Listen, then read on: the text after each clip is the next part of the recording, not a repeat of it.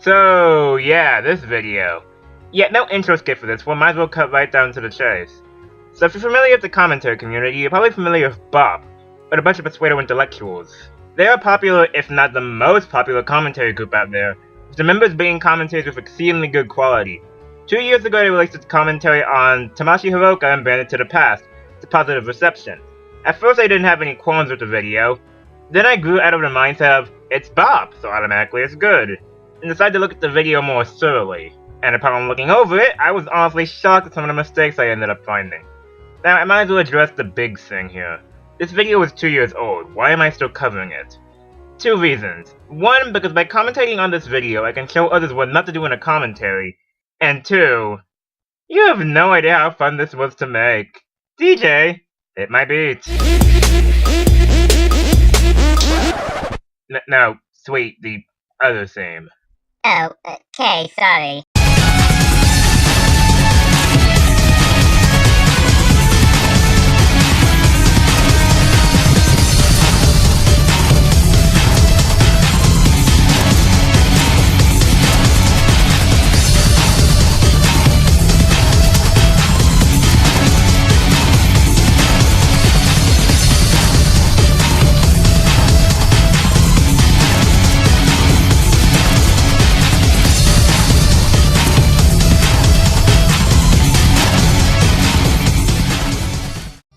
Pokemon fans, Tamashii here. When X and Y first came out, I made a top 10 list of my favorite new Pokemon from that game. Since then I've had time to really marinate on the newcomers, and figure out who I really love and who I really don't. So now that I have a little perspective, it's time to count down my top 10 least favorite X and Y Pokemon.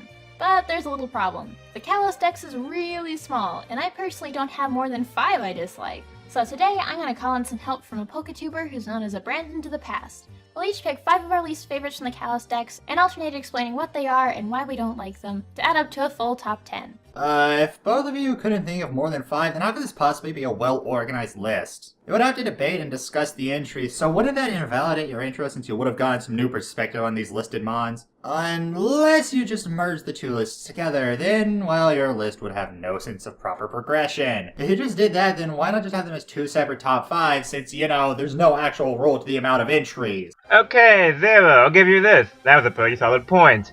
Minus one thing. When was it ever said that Brandon couldn't think of more than 5? Okay, fine. Yeah, Tamashii flat out admitted that she herself had problems thinking of entries for the list, which was really stupid on her part, but she never said anywhere in the intro that Brandon had trouble too. Take this point for a grain of salt, everything here is technically hypothetical, but the wording here is just poor to the point of annoyance, as this point is delegated down to nothing more than an assumption without many factors to help back them up. Now, putting this aside, I do have to point out that this list itself that they're covering is labeled as a top least favorites list, and while I do believe that the opinion card excuses and mean much as your reasoning can be criticized, I'd like you all to keep this in mind for later, because wow, this is going to bite them hard. So without further ado, let's get started. Number 5. Didn't you just say this was a top 10 list? God dang it, girl. Okay, now first off I'd like to address the possibility of this being more of a joke, in which case, Gale, your delivery is terribly poor. As throughout this video, the tone remains nearly the same throughout the video, sarcasm and all. Also, before the fact that somebody brings up that Gale had an emphasis on the word 10, that still means she could have been emphasizing the number to bring the point further. As such, my point still holds weight. Now, the point in itself I also have some issues with. It really wouldn't make much sense for the list to be going down at, say, 1 at a time, numbering and all, then it would be misleading to how much that person dislikes the Pokemon they're talking about. And technically, while not exactly being a top 10, it still is a top 10. Kind of. Like, okay, there's still 10 entries altogether. This is confusing. Really, nobody here is in the right. Tamashii and Brandon for being too lazy to make their own, or just not canning said project entirely, and Gale for this point just being really lackluster. Any of these Pokemon very much, if at all. So it was really difficult to make choices for this list. Then why make it a worst list? You imply that these Pokemon are the ones you have big problems with. If you don't have many problems with them, then don't make a worst list. Just make a top 5 list of Gen 6 Pokemon I'm not all that fond of. Unless, of course, you're just trying to stir up controversy with this topic so the better Pokemon YouTubers don't continue to overshadow you. You're already stretching to find problems with a lot of these mons, and you needed someone else's top 5 just to artificially make it a top 10 list. And saying you don't really dislike any of these mons destroys the foundation of this entire video. You Even if we were deciding to judge these Pokemon based on them being objectively the worst Pokemon in Generation 6, why is Sylveon there? Spoilers! Spoilers! Everybody cover your ears! Okay, in all seriousness, I have an issue with TP's statement. I have to question, why bring up Sylveon now? To elaborate on this confusing point, let me point out that on this list, Sylveon was the first Pokemon to show up on Tamashi's portion. When your complaint about Sylveon being an OU is still valid, I question why it wasn't brought up when you actually get to this point. You can still connect it to the misleading title and it could flow so much better without spoiling your audience like a basement dweller Star Wars fan. I just have to question the placement here, and what this may just be a nitpick, they can be kind of off-putting to those who actually never watched their list to begin with. Shop at the shop, you can get some delicious sweet buns. They'll heal you in battle, but you better not get any fights or I'll kill. Evolutions in general aren't really my favorite as a group, simply because they're too gimmicky and they only really get more gimmicky as time goes on. I tend to enjoy them as individual Pokemon, just not part of the evolution brand, so to speak. How are the evolutions a gimmick? I could maybe see that for why Eevee can evolve to 8 different types of Pokemon, but that's only a gimmick within Pokemon lore, not in the Pokemon themselves, especially not in the individual evolutions. You mean to tell me that having so many different options for what to evolve your Eevee into isn't appealing to you? You mean you don't like the idea of being able to use an evolutionary stone to evolve your Eevee earlier on, unlike many other mons that evolve via evolutionary stone needing to wait until later levels, or else they lose access to the good moves in their level up move pools? Gale! Kiss my fluffy-tailed ass! No! No! Do not tell me you're gonna be pulling this with the whole entire commentary. This is where the whole entire least favorites thing comes into play. I said it earlier, heck, I said it to other PokeTubers multiple times. But the its opinion card means nothing if your reasoning is garbage. That being said, when we break down what Tamashi was doing in this part, the most she was going on was just saying that she finds the evolutions as a gimmick. Which, no, you're wrong. But let's look at how Gale decided to counteract that reasoning. She said, and I quote, "You want to tell me having so many evolutions of what to evolve your Eevee into isn't appealing to you?" Gale, honey, I guess somebody used rain dance because your argument is all wet. Again, this is part of Tamashi's least favorites list, and if she doesn't find anything appealing, fine. If you're going to be critiquing something that she says, actually critique her reasoning, not the fact that she has her own opinion. Shop at the shop, you can get some delicious sweet buns. They'll heal you in battle, but you better not get any fights or I'll kill. All of the other evolutions have something that make them stand out from the others. Umbreon's design has elements taken from non-canon animals and beings of legend, e.g. the moon rabbit. Espeon has a forked tail that makes it resemble the Necromata. Vaporeon has fins which make it more fish-like compared to the others. And Leafeon is more plant-based to match it being a grass type, just to name a few. So how is Sylveon so different from the others? Because Sylveon's girly, and that makes her an affront to women's rights. I will end. Oh wow, this joke actually kind of frustrates me, not gonna lie. This joke fits for two reasons in particular. One, you kind of have to know the context to understand this joke. Okay, for those who are lost, let me show you the way. If it wasn't for the fact that I complete this comm, I'd be exiting right now. Anyway, about 3 years ago, Tamashi ended up making a list about the top 10 ugly, shiny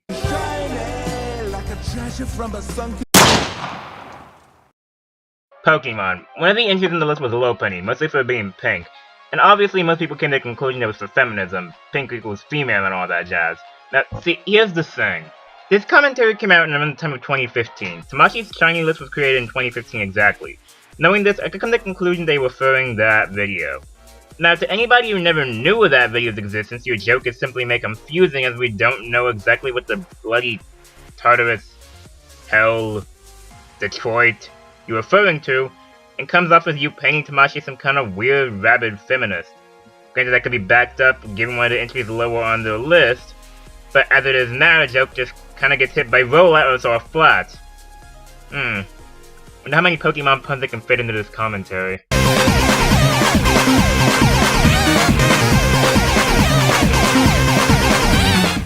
I understand that Sylveon is special now because it's the newest of the group and it was the first to represent a new type, Ignoring how Umbreon was pretty much the first Dark-type Pokemon introduced. but what are they going to do when they have to introduce new ones later and Sylveon still sticks out and clashes with the rest of the group? Nice pointless hypothetical. Here's another pointless one. What if the next ones introduced are more similar to Sylveon? Are you gonna pitch more then, too? Is every new evolution from now on going to break the mold and have a strikingly different look and anatomy? If so, they won't have the same harmony as a group anymore. Their family photos will just start to look cluttery. You just explained why Sylveon looks so different from the others and why it works for it. It's a fairy type! It's supposed to look different. It's supposed to look otherworldly. You know, like a fey creature would! Pause! Hey, they're a prick! Since I know you in particular in this video, mind explaining what this cluttered mess is? Literally 30 seconds ago, you had Tamashi saying that Sylvian was a fairy type, and you choose now to interject at this point? Seriously, this is the second time in this video where the placement of a point would have made things flow much better. Watching this video again, the moment I saw Tamashi say that, I thought, wait, there's a point waiting for you right there. Why did nobody shoot the darn thing? Then Gale comes in here unfashionably late, and I'm like, well, it took you guys long enough.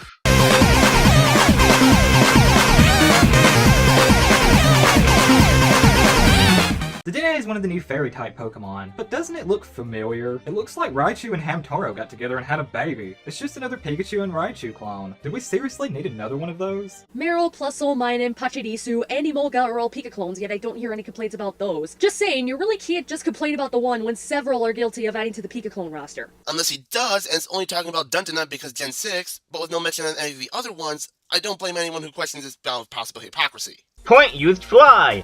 Point never came back down, because Gale, TP, what was the point of this? Well, yeah, there may be multiple fakers. Anybody who thinks I'm going to make a Sonic reference, screw you, I have some dignity. It doesn't invalidate Brandon's point that Dedenne is just a Pikachu clone. Considering that the fact that this list is focusing primarily on Gen 6 Pokemon as a whole, this brings up another problem.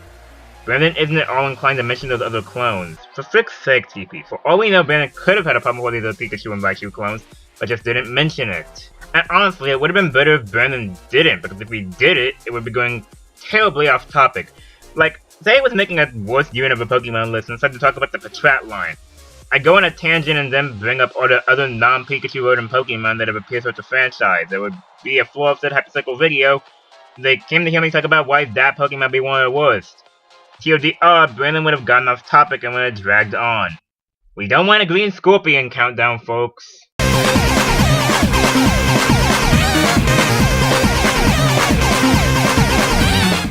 So anyway, Pyroar's thing is that it has high special attack, but its hidden ability is Moxie, which raises physical attack every time a Pokemon with Moxie knocks out a Pokemon. So were the folks at Game Freak just not paying attention when they decided on this? Hidden abilities aren't always better for the Pokemon. Sometimes it is, but all it's meant to be is just another option. Sometimes an ability is a hidden ability because Game Freak wants a Pokemon's two main abilities to be one thing, but wants the possibility of other builds for a Pokemon. Well, they weren't paying attention at first when they gave the Ladyball line Swarm as an ability when it wasn't even able to learn bug moves via level up or TM until Diamond and Pearl, and even beforehand in Ruby and Sapphire, the only bug move it could learn was Silverwind, via breeding. This is far from the first time Game Freak dropped the ball. It's far from the first time Game Freak dropped the ball, and it's far from the first time that you've made an idiotic point, Gale.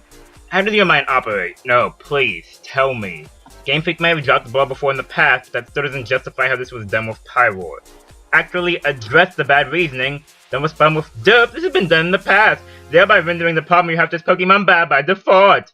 This whole point could have been taken out of commentary altogether, and messing of substance would have been lost. Implying Pyro can't go mixed.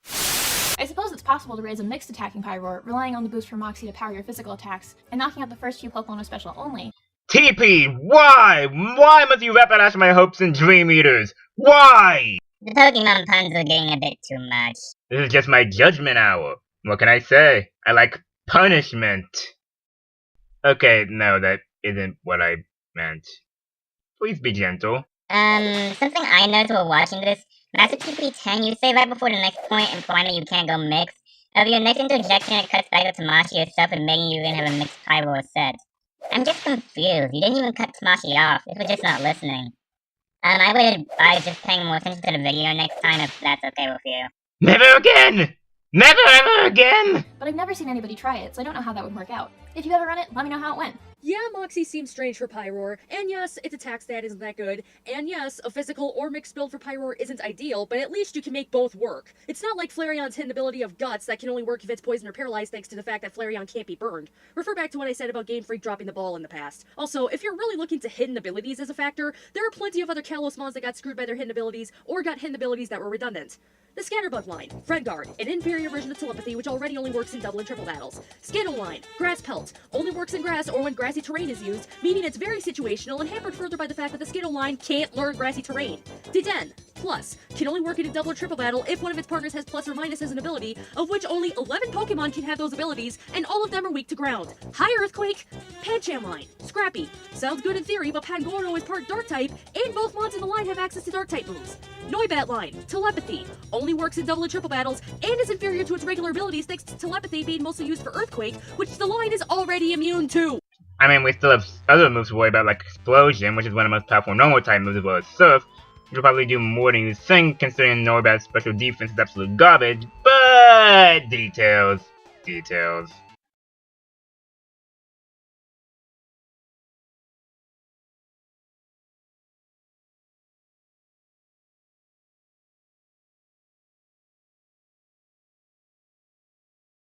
If you like Butterfree and Beautifly, then you're going to love Vivillon, as it's pretty much the same exact thing. Yep, that's right, another Butterfly Pokemon, even sharing the same typing as well. The only difference here is that Vivillon is a gimmick Pokemon that can change its wing patterns to make it look prettier, which is neat, but it doesn't help it in battle. Its weakness to Stealth Rock and common attack types, together with it being frail in general, means that Vivillon is prone to being revenge kill, and it's hard to get on the battlefield in the first place. Even though it's Pokemon number 666 is anything but badass or evil, it's more of a collective killer Pokemon. Besides that, it's pretty much useless. I love how in my segment going over different Kalos Mon's hidden abilities, I gave a better reason for Vivillon being on Brandon's list than he did. Not only is Frengard a crappy hidden ability, but its regular abilities of Shield Dust and Compound Eyes are actually pretty useful in battle, and its hidden ability just makes those two abilities look that much better by comparison. One thing I noticed, all Brandon does is complain that these Pokemon aren't competitively viable, when these Pokemon aren't meant to be like that. Even if you want to make the argument that there's a metagame that Game Freak intentionally built, I can counter that with Pokemon's main genre. Pokemon is an RPG first and foremost, so of course they would focus on world building with having some Pokemon that aren't competitive. Oh, boo-hoo, your fucking butterfly can't compete with a dragon. Of course it can't, because in universe and story, it's a fucking butterfly! And inside universe story, Pokemon like Gardevoir and Clefairy. And when you can make the argument that they're both fairy types, Clefairy is a jangling set of keys, and Gardevoir could easily be seen as a fragile maiden. And yet both Pokemon competitive-wise or outside can manage to completely screw over dragons, and not in the kinky sense. Really, your point was doing so well, but your wording at the end of the point is just so many new levels of poor.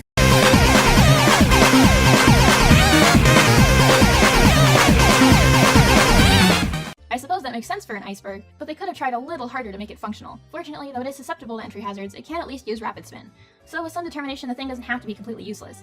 It just seems like a bit of a missed opportunity. They've made cool Pokemon— Hey, don't think that Ice Pun was going to notice! That pun wasn't very ice. Guys, chill! Murder! based on all sorts of natural formations before, like volcanoes— Camera-ups. Well designed. Shoot me. It's going down! I'm yelling timber! You better move! You better dance! Okay, something I should have mentioned in this point before going into the joke. I feel like I should elaborate on this point further.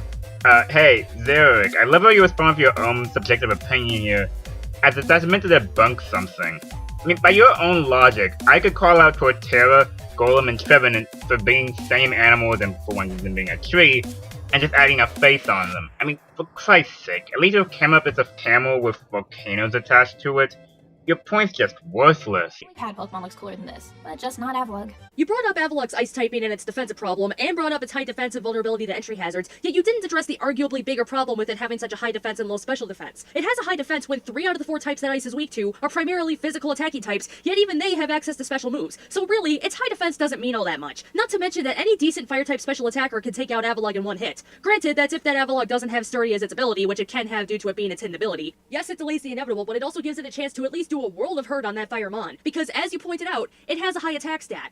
What 2 powerful physical moves that can do a world of hurt on fire types can Avalugg lure via TM? Earthquake and Stone Edge, meaning your complaints hold even less water and that the only viable complaint you have about Avalugg is its freaking design! I am so confused. So at first the point starts off sounding as if you're just talking about how Tamashii missed a better point to make about Avalugg, and yet it soon transitions on to how Avalugg apparently isn't as bad as she's making it sound. I don't know, the change of topic just felt so drastic that I'm pretty sure I was hit with Confuse-Ray. Also, your advice is, While I can agree with Earthquake and Stone Edge to an extent, keep in mind that the accuracy for Stone Edge isn't the best, and given how Avalugg is pure Ice type, it has no stab, making its use debatable at most. Plus, Avalugg's speed isn't great, so even if it does have this counter, it doesn't mean it'll be fast enough to actually use that coverage.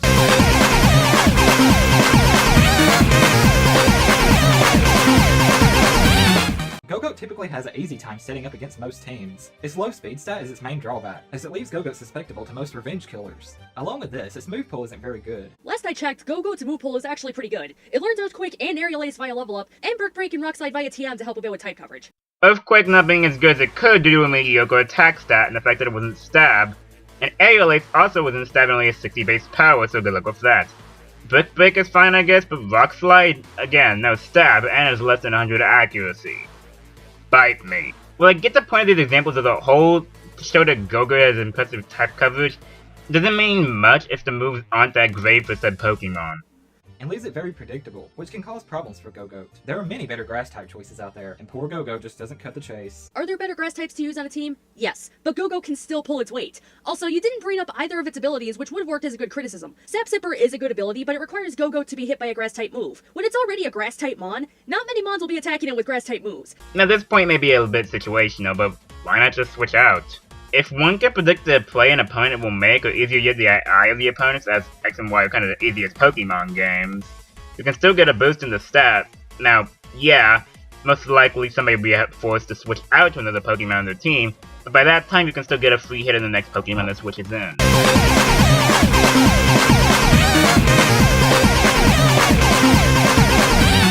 And I have in no way intended to speak for anybody else. I realize and admit that my biases inform my opinions of things. And that automatically invalidates what you say, since you admit to not being able to separate your biases from actual fact. Please start to think. It's unbecoming of someone with your subcount to be so retarded. And if you disagree with me, that's perfectly valid. And that's why you close the comments. You can disagree with me as long as I don't have to see it. Jesus Christ. Why do people like you again? This is simply my own interpretation of a few designs of a few Pokemon. Honey, sometimes the currents are just blowing you could and are just saying things that don't exist. They're not trying to cast shade at their designers and imply that anyone who worked on the game had sexist intent. Which is why they said design perverted, sexist, and or deranged to women. Yeah, because calling a design that short doesn't imply that you think that, heavens forbid, you actually think your words through before posting them online. This is a criticism based only on my own personal thoughts and feelings. Okay, seriously, if your opponent has gone and vanished into a reverse ward, by the time this whole entire article will be finished, Zero will have stolen the whole entire show. I wouldn't mind this one large tirade, but considering it keeps going from Tamashii, Xeric, SpongeBob, you have to wonder why your partners couldn't come and jump in. Did they just get bored scripting this whole thing?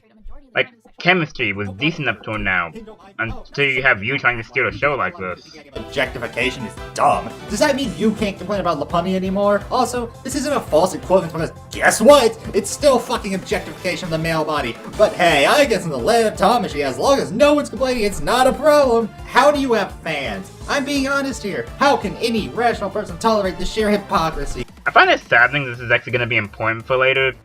Just gonna store this here. Yeah, it happens, but there are lots and lots and lots of male or masculine characters with a wide variety of roles, body types, and representations, especially in video games. And the same can be said for female characters, so shut up, you brats. Okay, such as... Like, seriously, this is a good point in hindsight, and I'm not saying you're wrong, but Jesus freaking Christ, dead! You couldn't even be bothered to give any examples? What? Was it not worth your precious time? Was it too hard for you? So let me just do your job for you. And probably get better paid anyway. Want some examples of females with large roles and body types, Tamashii? Lara Croft. Katniss Evergreen. Heck, we're talking Pokemon, so how about freaking Cynthia, am I right? The cherry on top of the apple here, out of all the characters you decided to show for the males, I saw Superman. 2 words. Wonder Woman.